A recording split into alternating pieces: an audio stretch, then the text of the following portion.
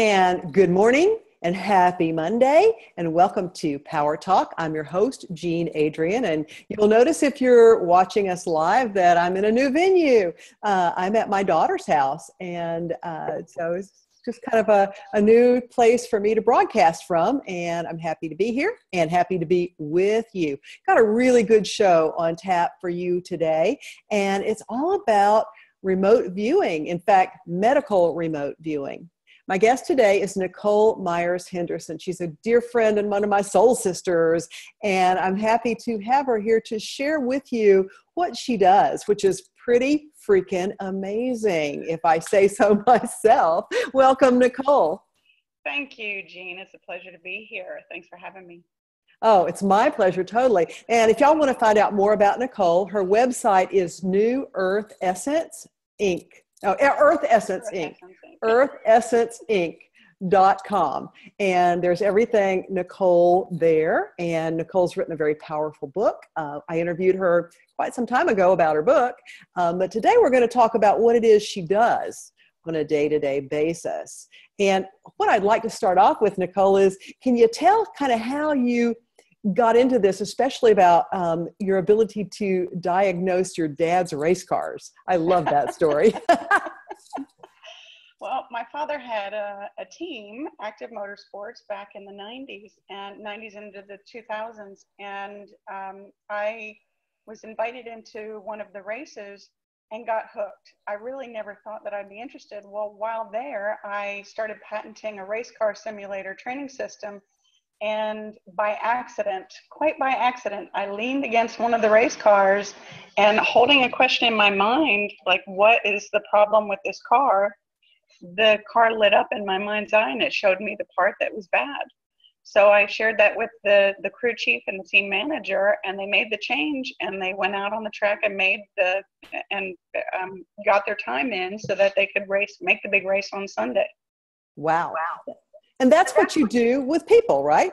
Yeah, so that's where I figured out that not only could I do it with objects and things, I found out that I could do that with people. So when I got near them, if I focused on wanting to know whether they had an issue, whether it was physical, mental, emotional, or spiritual, their body would light up in my mind's eye and show me which parts they were having trouble with.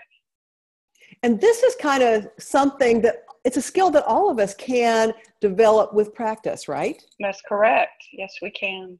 Okay. And I think, that's the thing where so many of us fall into fear, and then we go into that, oh, I'm not good enough. I could never do what Nicole does, that kind of thing. But that is one of those illusions that we're here to bust through today for everybody. And that is that we all have gifts, and we might not do it all exactly like Nicole does, but Nicole has a methodology that she's developed over the years that works for not only her, but for other people. And so, Nicole, you've got a class coming up, and I want to share that before we get too deep into the show. You've got a class coming up to teach people how to do medical remote viewing. In fact, how to get certified to be. That's correct. So August 14th through the 20th, we're doing our first medical remote viewing certification class.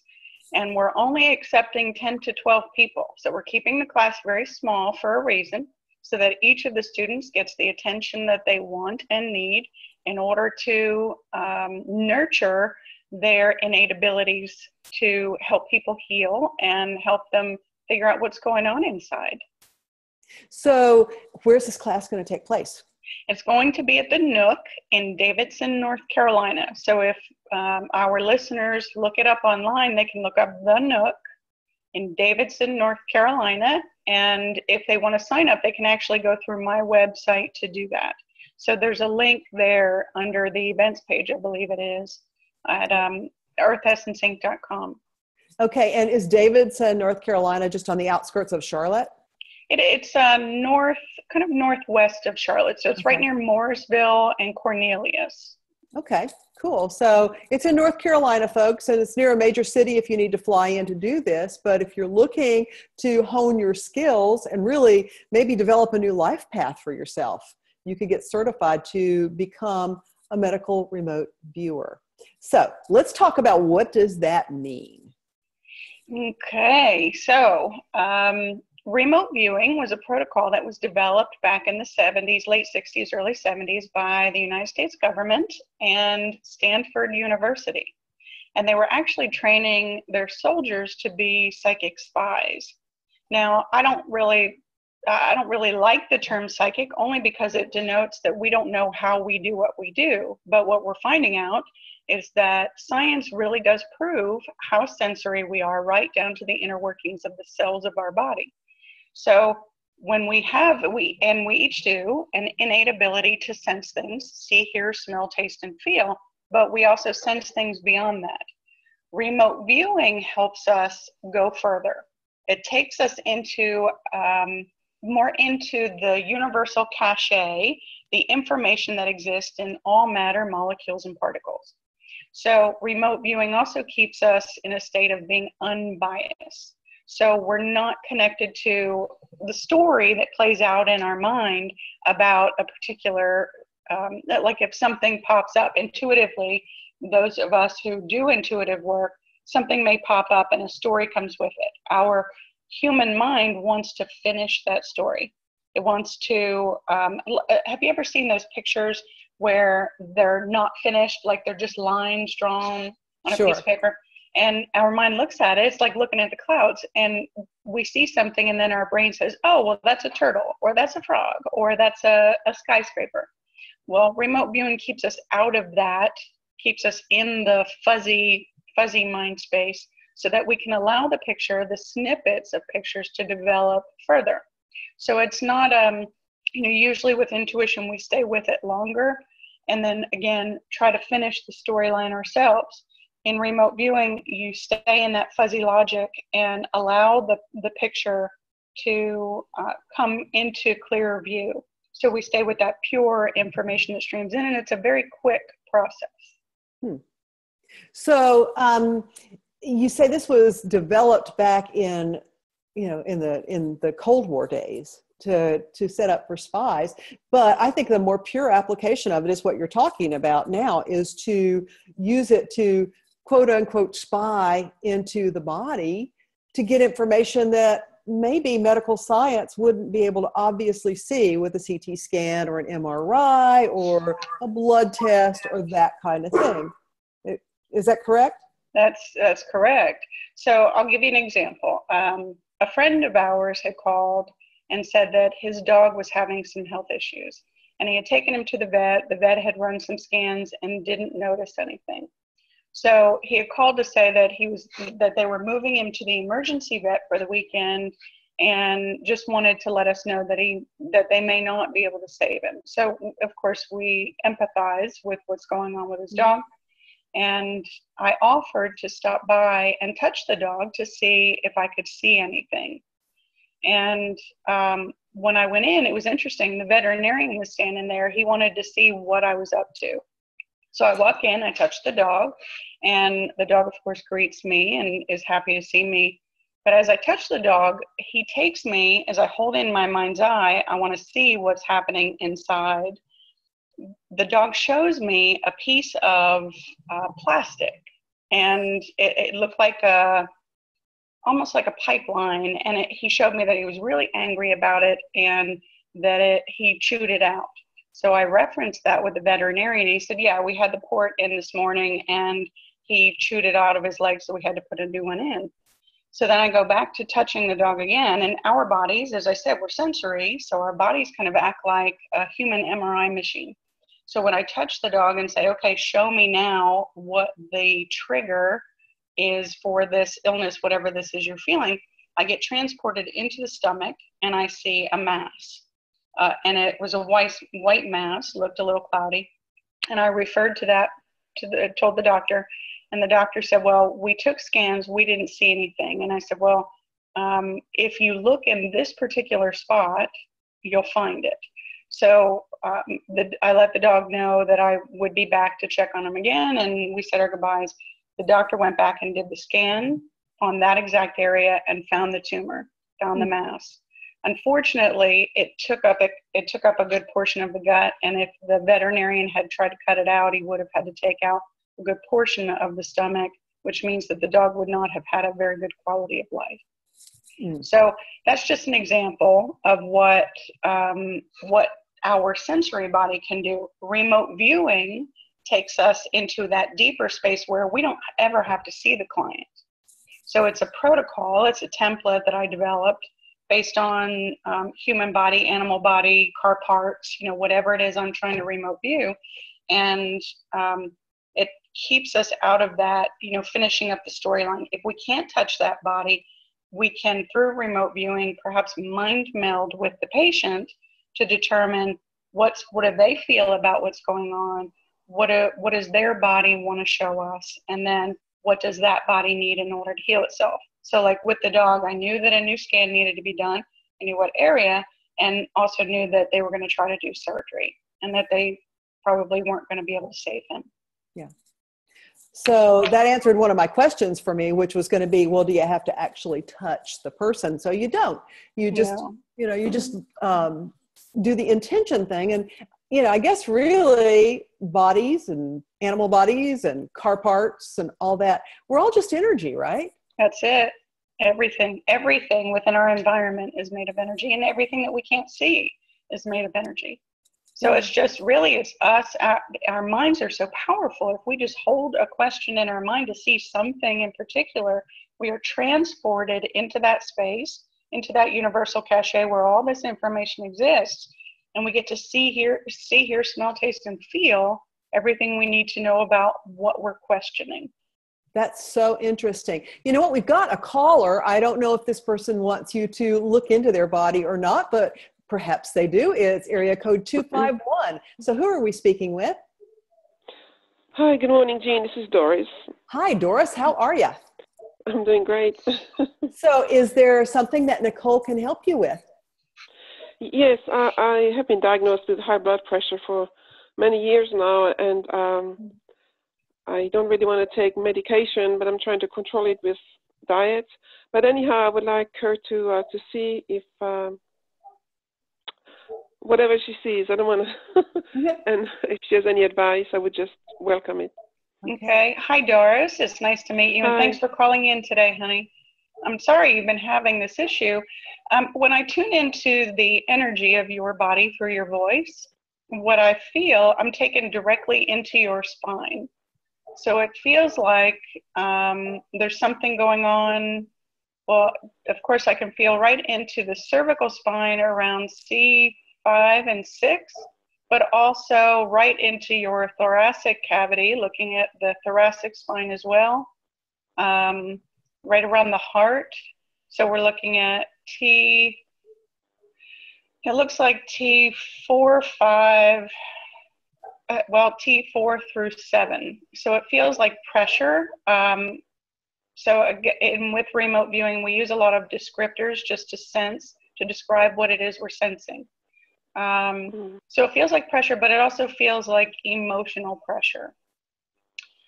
Also feels like a lack of flexibility. So therefore the spine is saying, I'm not as flexible as I could be or need to be.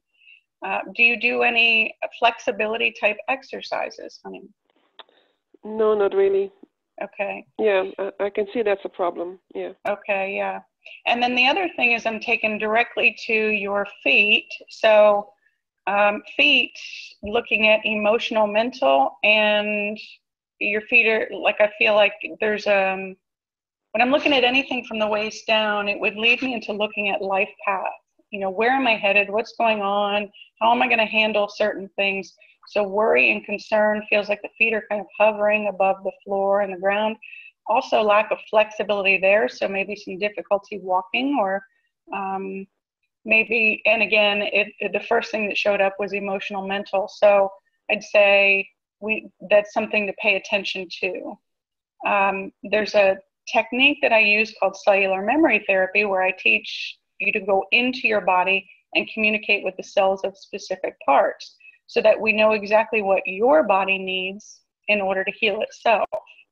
So if that's something that you're interested in looking into, there's information about that on my website, which has already been mentioned, and I'll be happy to talk to you about that another time if you like.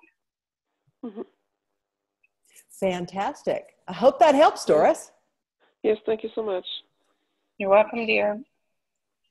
So that is really cool how you were able almost immediately to see that there's some sort of compression. And of course, the cervical vertebrae do relate to blood pressure. I'm sure which one. I don't have my Louise Hay book right in front of me, but I do know they do. So that's like way cool. And then the thoracic vertebrae are right behind the heart center. So the mental emotional piece of that makes a lot of sense too. Well, it's also, we have to look a little bit deeper than that, in that the spine is the universal, it's the communication highway for the body. So there are nerve innervations that come out of that spine, out of the spinal cord, and feed all the organs and systems. So if she's got a subluxation in that thoracic cavity, stands to reason that there is pressure felt on the heart. But again, the bigger issue that I feel is about the emotional component. So things may not have been going the way she wanted to in her life. She may have wondered why she chose a certain path and things didn't come to fruition like she would have preferred. But and then also looking at the cervical spine, that feeds the brain, or the brain and the rest of the body are connected. So if there's something going on there, then the rest of the body is going to be out of balance. Okay. So those are two really important places to be looking. So for Doris, maybe she looked into craniosacral therapy. That's a very subtle way of bringing the body and the spine back into balance. There's also directional non-force therapy. So it would be DNT, I believe you could look up. But there's a gentleman in near Asheville, North Carolina. His name is Bob Lilly, and he works out of a place called Atawahi. And he's almost like a psychic surgeon. I swear, when he touches my body, when he runs a finger along my spine just goes right back into place. So it's amazing how quickly our bodies respond to energy. People who are not doing the yank and crank. I mean, I've been a proponent of chiropractic my whole life. I used to go once a week. Now with directional non-force, I'm able to go a month without going in for therapy. So sometimes subtle works much better for people. So I'm hoping, Doris, you could certainly look that up and see if that resonates with you. And I like that idea because Asheville is not that far from where I normally live. So I think I'm going to check out this directional non-force for myself. Great. Yeah. So Doris, I know Doris, and Doris is a massage therapist. Oh, yay. So she's familiar with a lot of body manipulation. But one of the questions that I have is, why is it that you can use your remote viewing and see things in my body that I can't see? It's just harder for us, isn't it, to do it? Well, I think for me, I've been doing it for so long. I mean, I started out at 4 years old seeing things, and then really nurtured and fostered my gifts and abilities through many different healing modalities. So it's not, we don't have to be certified in these things, or we just have to have the want. So for me, I wanted to be able to help people. And I think it was going through what I did with the race cars and seeing the car parts by accident, like that mind map or the map of the car. It made me realize that I could do that with the cells of the human body. It just brings things into a totally different perspective. So through college and choosing what avenue I wanted to focus on helped me determine what I needed to know in order to develop a language that allowed me to communicate with physicians. So knowing what certain things, like I don't believe in labeling our illnesses, but there are certain things that would come up that create that storyline in my mind, like, seeing her spine out of balance, and then looking at other issues. It helps me to know that psychology, psychiatry, anatomy, physiology, other sciences, that it's important to know a little bit about those things. It's not that we have to know everything about them, because through remote viewing, there are words that come up now that I have not been familiar with, even through education, that when it shows up, all I have to do is look it up. I have medical books that I can look up and say, okay, that's exactly what I saw. And it really means trusting what I sense and trusting the information that comes through. So I have to stay out of my head, out of my conscious mind, and not get into self-doubt. Just because I wasn't familiar with it doesn't mean that it doesn't exist or that that part doesn't exist. So all I have to do is look it up and throw it out there to the physician and say, okay, this is what we're looking at. This is the area of the body. What would you do now? And then they determine what to do next. So what is the level of receptivity that you receive from allopathic medicine physicians? In the beginning, it was a little tough, but now it's easier, I think, because I've learned to speak their language. So when they say, oh, she knows something about this, then they're more accepting, but then they want to know. So there was a physician that I visited. I actually was hired to work on their dog. And while they're working on their dog, the husband sat down with me and he said, you know, Nicole, this is really interesting, but I have to tell you that when you first came in, I was a little skeptical. When my wife said she wanted to hire you to work on our dog, it made me wonder. But he said, I embraced it and allowed you into our home. And he said, I really am fascinated and would like to know more. And I said, well, would you like to see how it's done? And he said, yeah, but how are you going to do that? And I said, I'm going to sit down and I'm going to have you touch my hand. And I'm going to take you for a walk through my body so that you can see it. Well, being a physician, of course, he's going to have that mental image of what the human body looks like, the physiology, the functioning of the cells in the body. And if something is off, he'd know. He could tap into that universal cache. Okay. Right. So I sat down on the edge of his desk and I was kind of sitting tilted. And I had my hands on top of his. And I walked him through a breathing technique. And I said, okay, we're going to start at the top of my head and you're going to walk down like you're walking downstairs. And he walked down and he said, oh, I'm seeing red. I feel pressure building. There's something going on. Maybe not so much with your blood, but heart, spine, and something just doesn't feel right. So as it's coming in clear, I said, okay, hang on 1 second. I removed my hands and I sat up straight. And I said, okay, now my hands are out again, touch me again. And he touched me again and he took a deep breath and he said, oh, well, now it's back to normal. So it's interesting is that the way my body was contorted and the way I was sitting throws off the communication between my brain and my heart and all the other organs. And when I readjust myself, everything goes back to normal. And he was just blown away. He's like, how did you do that? In 5 minutes, you taught me how to see into your body like an MRI machine. Like, that's crazy. So we all have that ability. It's just, do we want to do it? One. And then do we want to know more? Or do we want to, do we want to open ourselves up to something new to further deepen whatever practice we're involved in? So whether it's massage therapy, Reiki, an allopathic physician, a naturopathic physician, if you want to see, hear, smell, taste, and feel things more deeply, remote viewing is the thing that can get you there. Exactly. And also, viewers, if you were listening carefully to what Nicole was just saying, it's really important to sit up straight, to mind your posture. You know, like she said earlier, your spine really is the support vehicle for your entire body. And I guess that's come into play for me recently because I kept having subluxations and I was having to go to the chiropractor every week. And every week my occiput would be out and the lumbar vertebrae would be out. And I finally put 2 and 2 together and realized that I was spending way too much time sitting on my couch, which has a recliner capability to it. And so I was slumping that kind of a curve and working on my computer for too many hours. So now I'm really being cognizant of that and trying to use chairs and to keep my spine straight. And it's probably a darn good thing because I'm not in the location where my chiropractor is. So I'm going to, have to do that very, very consciously for the next 3 weeks while I'm at my daughter's. Well, I want to also interject something.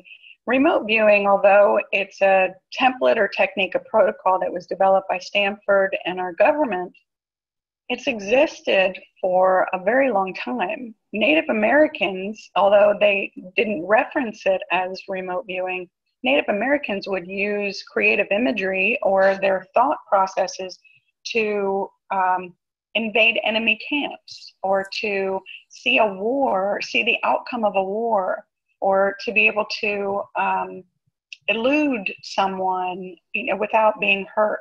So it's a state of mind and a state of being. So it's not so much about the protocol, but the protocol can help you get out of your logical mind and into that fuzzy logic where more information exists. It helps us stay pure with the information. Teaches us to trust. Okay, since you opened that door, then I'm going to share something I didn't want to share before.